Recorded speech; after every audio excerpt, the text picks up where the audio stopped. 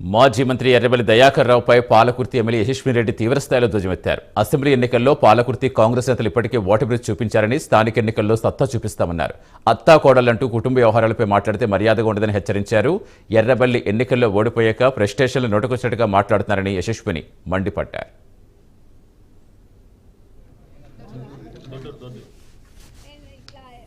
ఇట్లా ఎంటర్టైనింగ్ ఉండేటట్టు ఎక్కడెక్కడ ఉంటే అందరి ఇళ్లలో నేను ఇన్ఫర్మేషన్ తీసుకొని కావాలంటే ఒక్కొక్కరి ఇంట్లో ఒక్కొక్క ఇంట్రెస్టింగ్ విషయం తీసుకొని మీకు ఇస్తా.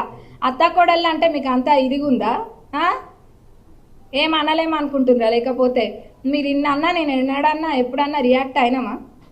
అనుకోండి, ఇంకా కూడా అనుకోండి. నేను ఒక్కటే అనుకుంటా, మీరు ఎంత చెడు చేస్తే నాకు ఆ దేవుడు అంత మంచి చేస్తాడు. చెయ్యండి, ఎంత చేయాలనుకుంటున్నారో చెయ్యండి. ఇంకొకసారి అత్తాకోడళ్ళని లేనిపోని మాటలు మాట్లాడితే మటుకు అది అస్సలు కూడా మర్యాద ఉండదండి. ఎందుకంటే మీకు కూడా కుటుంబాలు ఉన్నాయి, అది అట్లా మాట్లాడడం చాలా తప్పు. ఒకళ్ళ ఇంట్లో కావాలని తొంగి చూసి అక్కడ ఏం లేనిది కూడా ఊహించి ఒక సినిమాటిక్ విధంగా ఏదో చిచ్చు రేపే విధంగా మాట్లాడితే మనందరికీ కూడా కుటుంబాలు ఉన్నాయి. ఎప్పుడు కూడా ఎన్నడూ కూడా వ్యక్తిగతంగా మిమ్మల్ని ఎవరిని కూడా నేను ఎన్నడూ కూడా అనలేదు. నేనే కాదు, మా అత్తమ్మ కూడా వ్యక్తిగతంగా ఎవ్వరం అనలేదు.